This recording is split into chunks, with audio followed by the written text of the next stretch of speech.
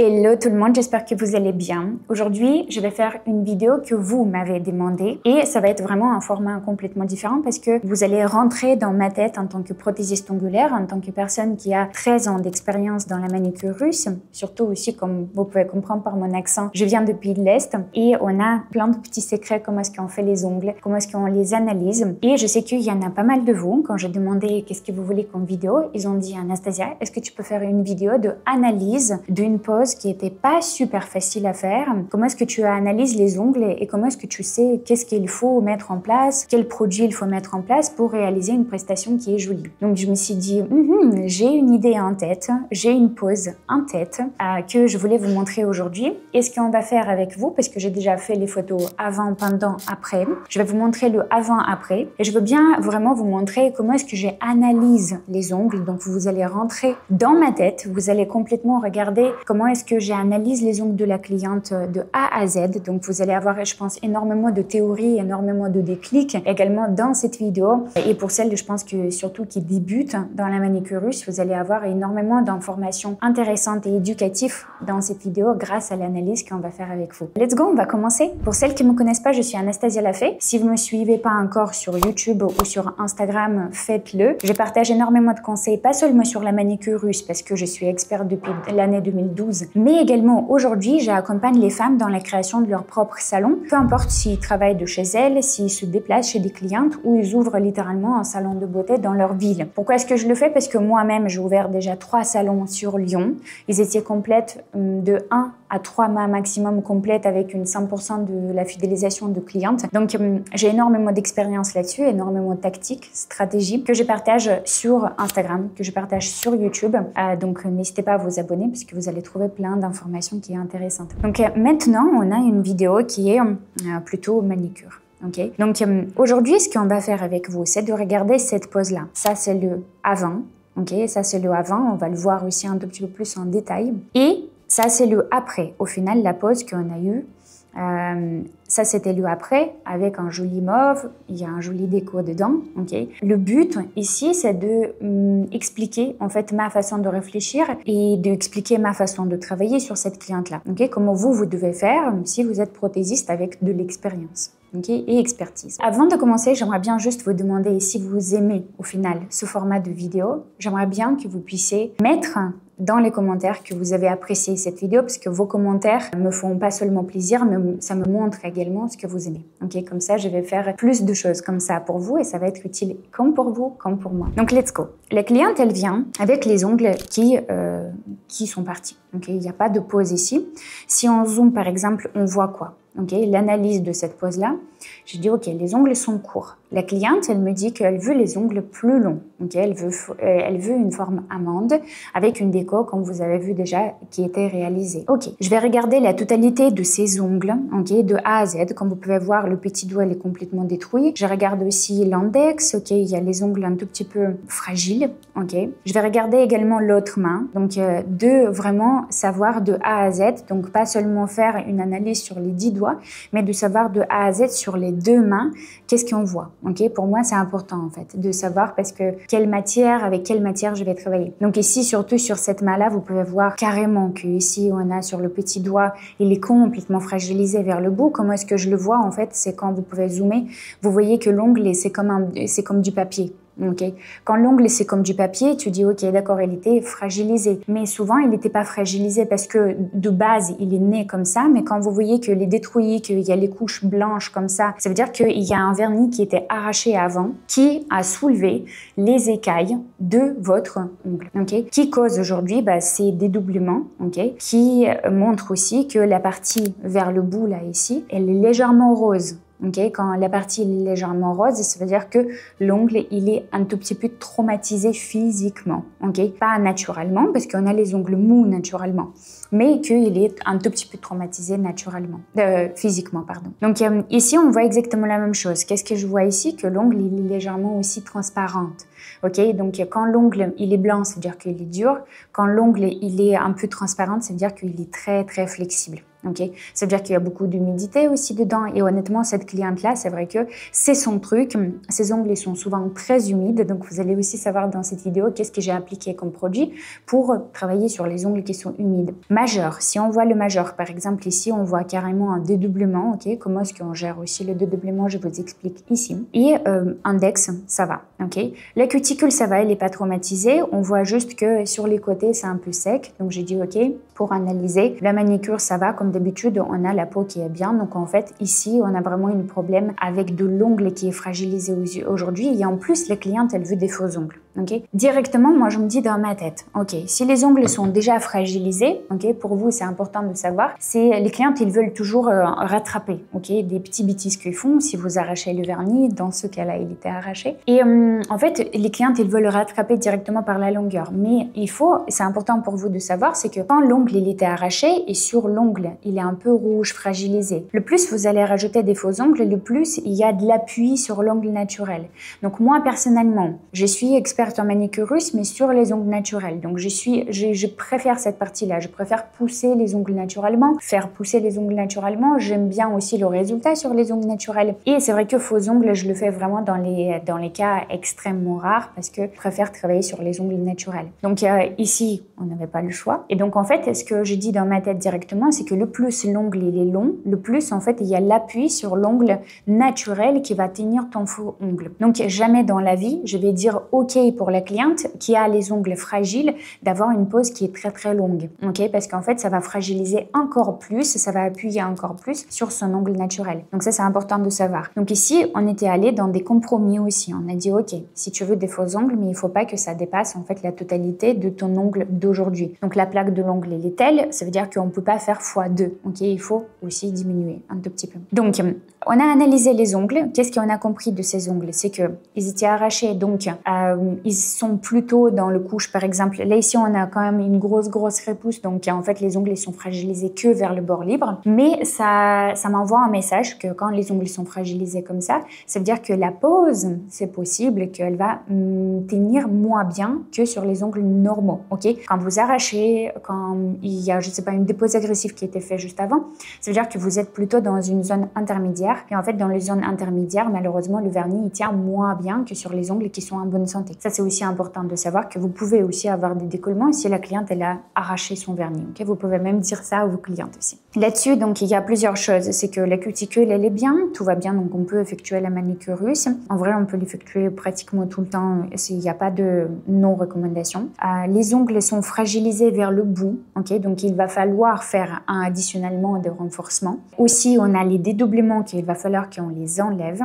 Ok, surtout aussi, on va devoir faire des faux ongles ici. Comme vous pouvez voir ici, on voit un tout petit peu mieux l'ongle qui est rouge, surtout sur le petit doigt et sur l'annulaire, on voit carrément que la plaque, vous voyez qu'elle était rouge et elle était arrachée. Donc en fait, je me dis, ok, il faut aussi que je préviens la cliente que tu peux aussi avoir les mini décollements, mais vu que c'est pas toute la plaque qui est détruite comme ça, mais juste le bord, j'ai dit, ok, d'accord, comment est-ce qu'on va le traiter? Donc ici, qu'est-ce que j'avais fait? Ok, donc on a utilisé ma technique Chablon Express, et il est inclus d'ailleurs dans Nail Business Academy.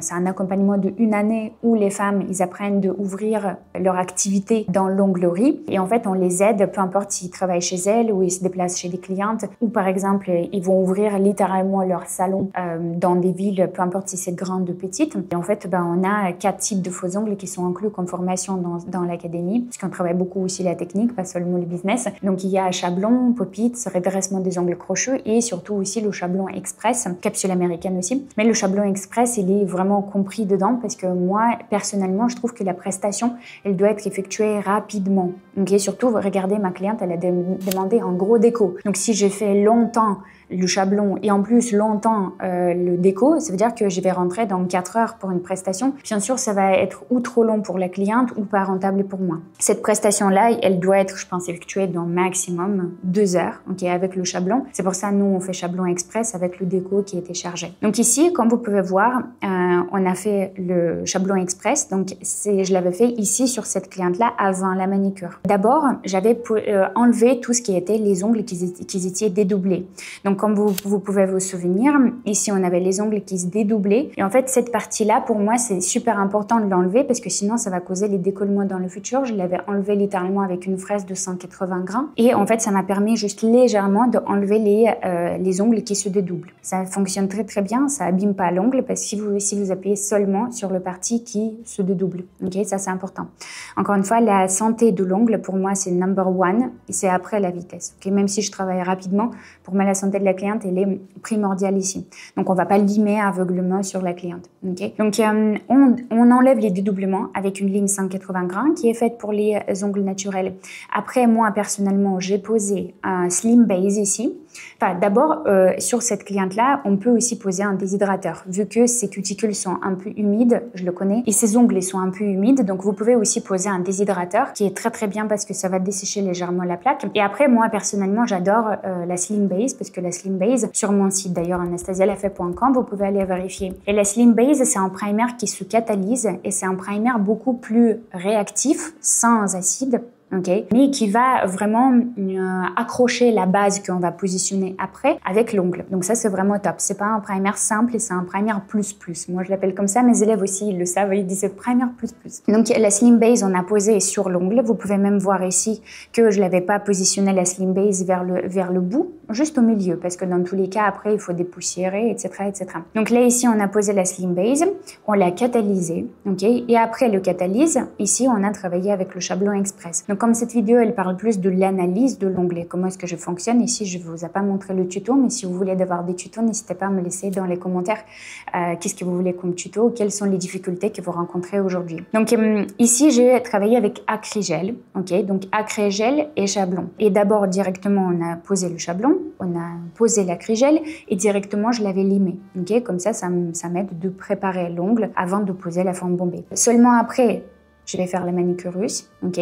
Moi, j'ai une technique signature avec une seule fraise qui me permet de nettoyer même, comme par exemple ici, vous pouvez voir, son pouce, c'est catastrophe. Et avec la manucure russe, on peut enlever complètement de ça. Donc, comme vous pouvez voir, il y a un petit bobo, il y a un gros bobo à côté, il y a plein de peau sèche. La cuticule soi-même, elle est humide et collée aussi à l'ongle, donc on peut quand même le soulever. Et donc, en fait, avec une seule fraise, vous pouvez travailler comme sur le parti un peu humide et sensible, comme sur l'autre partie qui est sec, dérangé et même il y a un petit bobo. Moi, je travaille avec une seule fraise, mais aussi rapidement et sans aucune gêne, sans aucun chauffement à la cliente. Ça, c'est très important aussi dans la manucure russe, c'est de ne pas faire mal à la personne, ok? Parce que la manucure russe ne doit pas faire mal. Si vous n'avez pas encore regardé la vidéo par rapport au mythe sur la manucure russe, je vais vous laisser ici ou ici, et comme ça vous pouvez le vérifier aussi. Donc dans la manucure russe, on peut tout enlever, toutes ces parties-là, et c'est quelque chose que j'adore. Et puis on va faire le déco. La fille, elle m'a demandé cette déco-là,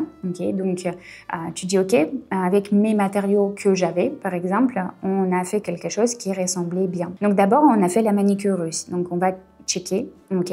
Donc on a fait la manucure russe après le rallongement, ok, mais avant la base. Donc là ici vous pouvez voir que la manucure russe il est saine, ça nous a permis de bien soulever les cuticules, donc je vais pouvoir bien positionner le vernis. Et aussi les côtés ils sont bien enlevés. Je vais regarder si je montre aussi le pouce. Regardez d'ailleurs le pouce comment il est beau, ok. Donc il y a plus de bobos à droite, on l'a bien poli et en fait ça nous permet de laisser la cliente en tranquillité puisqu'elle va plus manger sa peau.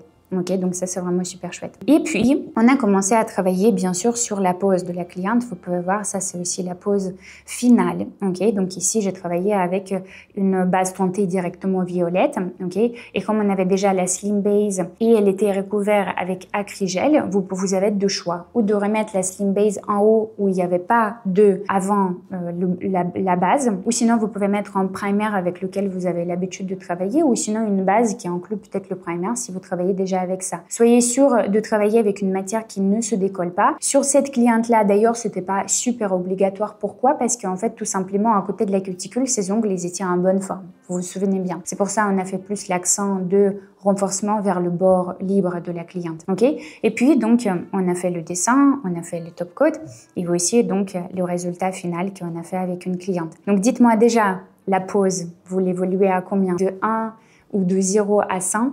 La pose, vous l'évoluez à combien de 0 à 100? Dites-moi aussi dans les commentaires si vous avez aimé cette partie-là. Je pense que j'ai abordé absolument tous les aspects ici. J'espère que vous avez pris pas mal de notes. Ok, et dites-moi si vous avez aimé aussi ce type de format où on analyse les poses. Si vous voulez, ce qu'on peut même faire, c'est qu'on peut faire peut-être une vidéo où j'analyse vos poses à vous. Ok, et je pourrais analyser et la manicure et la pose de soi-même. Ça peut être super chouette aussi de l'analyser. Si vous voulez, dites-moi dans les commentaires, on va prendre la note. Mais en tout cas, ce que c'est important de savoir, c'est que la manicure russe, c'est possible de faire sur les ongles fragilisés. Ok, il faut savoir comment est-ce que vous allez aussi réparer ça, à quel moment c'est possible de réparer et à quel moment ce n'est pas possible de réparer, parce que sur cette cliente, vu le endommagement de ses ongles, c'était absolument possible de rajouter les faux ongles, et comme vous avez vu, ils n'étaient pas très longs.